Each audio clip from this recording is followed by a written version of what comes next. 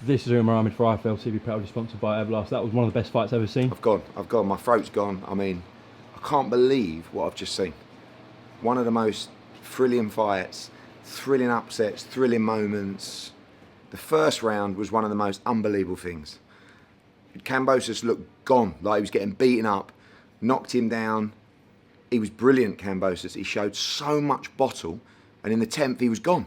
Comebacks, wins the 11th. I think won the 12th as well. I had him winning by 2 rounds. This is why we love the sport of boxing. That was absolutely brilliant, brilliant. I'm so happy for him. You know, I like TFE, man. I like his old man. I think they get a little bit, you know, I think that people don't realise they're actually good people, but Kambosos is a diamond, and he's old man. I mean, they're just proper underdog win. Fucking King of Australia. I mean, honestly, what a hero of a man. What a guy. I can't believe it. I didn't think he could do it. I didn't think he could fight that kind of fight against Teofimo Lopez. Have you got options on George? No. I said to Peter Khan there, you know, I mean, look, the obvious thing is to fight Devin Haney for all the belts. Undisputed, the argument, franchise, whatever, that's the fight. But Devin's got to beat Jojo next week, and you know, you just have a situation there where, you know, the underdogs just won. So Devin's got to be really switched on. Love to work with George, love to take him to Australia, you know. Maybe we're doing his old man, fucking absolute legend of a geezer. What were you thinking after the first round? Well, you know, I thought that he was done after 2.5 minutes, but then he stuck him on his arse. It was unbelievable. Here he is. Look, and these boys here, look. Come on, boys, come on. Mate, that boy, he's special. What'd you give him when he was younger? Mate, nothing. You know what I give him? A lot of mental toughness. Yeah. Always used to test him out. Little fat kid. He was playing rugby league. And I says, bro, he was always coming last. And we're running around the footy field, in a rectangle field. All the kids want to beat each other. They're all cutting the corners. I want to be first. This little kid would not cut corners. He would do it profile round. I said, George, we're driving home. I said, George, bro, listen to your dad. Why don't you take a shortcut? I said, you go second last. You know, he turns around and says, the kid's 11 and a half. He says, Dad, I'm going to be there one day. They're not going to be there. They're going to be gone. Because I'll never cheat myself. And then he lost weight, we went to boxing, he loved it, lost weight. He started doing league, started doing boxing. I said, you can't do both. He said, yes, I am. I said, all right. I said, you get to the crossroads in your life. About 14 it was. Wishgate got picked for the development squad for the Sharks. Ricky Stewart, famous Australian coach. He says, rightio. Boxing was Monday, Wednesday, Friday. He goes, rightio, boys, congratulations, picked development squad. Monday, Wednesday, Friday. I was there, I was watching him in the front, 30 kids. Monday, Wednesday, Friday, footy training. Put his head down. Driving back home. I says, bro, rugby league. I want to be a footy player. I says, bro, rugby league, this is what you want to be. He goes, yeah, that's right, Dad. What's up, bro? He goes, Dad, didn't you hear what Ricky said? I said, no, what'd he say? He says, didn't you hear what he said about the dates? What dates? Because Monday, Wednesday, Friday. What's wrong with them, I says. He says, don't you know on Monday, Wednesday, Friday? He's on playing this kid, mate. This kid's like 13 years old now. He says, Dad, Monday, Wednesday, Friday, he's boxing training. Yeah, you're right. I go, so what's the problem? He goes, but Monday, Wednesday, Friday's footy training. Then he went silent, driving down the highway. He turns around and goes, Dad, I think I figured out the crossroads. I said, right, that was Thursday. I said, right. I says, you've got till Monday to make a decision. You're going to boxing, you're going to footy. You've got your boxing bag, you've got your footy bag. Make a decision. I says, no one's going to help you.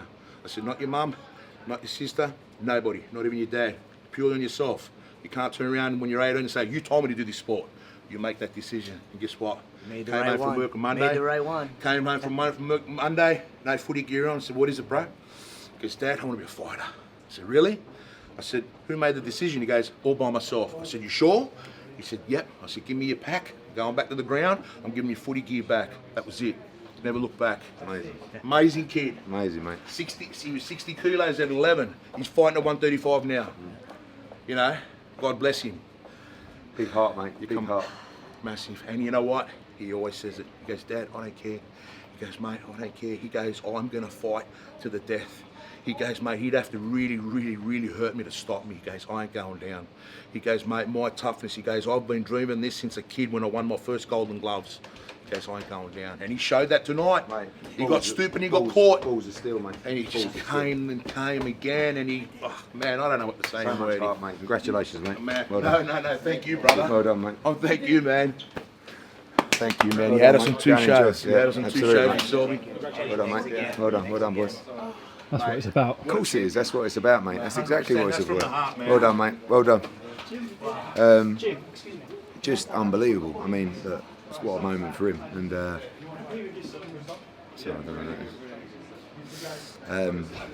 Just that's why we love the sport, isn't it? You know, that's the dream. You see people go and achieve a dream like that, come here from Australia, beat Teofimo Lopez at Madison Square Garden to win the belts.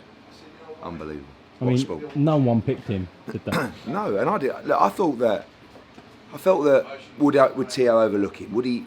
Would he? Would he struggle with the weight, and would he tire in the fight? And he did tire in the fight, but then he came on strong in 9 and 10. And George looked gone in the 10th, and he come back and won the 11th and 12th. It's one of the. I mean, it's the biggest win from an Australian fighter, I think, of all time. And just incredible.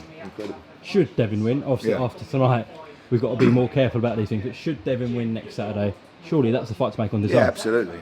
Look, he's going to get Tank, whoever, right? Like everyone's going to want to fight him. You see Ryan's tweet? Yeah, well, they'll all think Ryan Garcia is. They all know. They'll think that they can beat George. They'll think they can beat George Kambosos. So they'll all be, listen, the kid's going to make a fortune. He's cracked it, and good luck to him. And hopefully, it's the Devin Haney fight, because hopefully he wants to win the final belt. And he'll believe he can win that. Listen, we'll do it in Vegas. We'll do it in Sydney. Don't matter. Amazing night. Eddie, we'll have to ask. Teofimo gave a post-fight interview to the Zone where he said he thought he won the fight 10 rounds to 2. No, listen, he'll watch the fight back. It was close, and I had it. I think I had it all square going through 10. Did you? With a knockdown, very close. And then I had Kambosos winning 11 and 12. I only had Kambosos winning the fight by 1 or 2 rounds. Okay. But Teofimo did not win the fight. Could he have nicked a draw? Maybe. I mean, one judge gave it 115, 114. 114, 113. Yeah. I don't see it, and it would have been a shame if he didn't get the decision, because we do live in an era, don't we, where you see too many, and it wouldn't have been a robbery, but it would have been the wrong decision in my opinion. And I think that if that doesn't happen, you lose moments like that, and that's what makes the sport great. What happened to Fazili tonight? Just got beat by a good fighter. I mean, it was always a 50-50 fight. Agawa was too strong, beat him up. Really, Fazili was controlling the fight. Agawa hit him with a big right hand, changed the fight, and then he beat him up. So look forward to seeing him again soon. Raymond Ford? Good performance. His kid can really fight. He's a very talented fighter. I need to step him up now, give him bigger tests, and I think he's going to be a world champion. Right, and just away from this, did you see Coogan's interview with Anthony Joshua? I haven't seen it all. No. Okay. See, Michael Benson put out kind of the main bits of it, and I watched it, and Joshua was going, "You shouldn't ask me about stepping aside. It's not in my DNA." But then, like a minute and a half later, he was saying, "I'm a businessman, and if the offer's right, we have to sit down and consider it." So that's the first time I've heard you guys or someone from that side talk about considering a step aside. So what's going on there? I don't think there's a consideration of a step. I mean, look, I think at some point an offer is presented to someone that would be a situation that would be difficult to not discuss. At the moment, the only focus is on the rematch, and Anthony Joshua wants to fight Alexander Usyk. So until that is presented to him, and it hasn't been presented to him in terms of stepping aside, that's all the focus is. So I haven't seen the interview, but I know, speaking to him, that all he wants to do is rematch Alexander Usyk. Another weird one. He's gone on a random unfollowing spree, and Right. you was in that. So what's gone on there? Nothing. I think he's unfollowed everybody but his sponsors, hasn't he? Yeah. One of the commercial guys. Then? Yeah. Don't worry, we'll still talk every day. Khan-Brook, that looks like it's been announced on Monday. Thoughts? I think, I'm glad they got their payday. I think they both. I'm pleased for Kel because he gets a big chunky check at the end of his career. So with Amir, it's not the fight it was, but it's still, look, people will still watch it. I think Amir hasn't fought for 2.5 years, Kel a year, but it's come at a time now where they've both realised, let's just get paid. And we talked about the fight, the money they wanted. I just don't see it. I just don't think it's that big that in terms of the numbers they wanted. Tried to talk about Khan against Conor Ben, didn't want that, and I understand why he wants to fight Kell, because they're two guys without any desire anymore. Do you know what I mean? They want to win, but they don't. It's not like they want to create legacy and win this fight, and they just want to get paid, and they deserve it. They've had a good career. At £20 for the pay-per-view, how many buys does that do in the UK?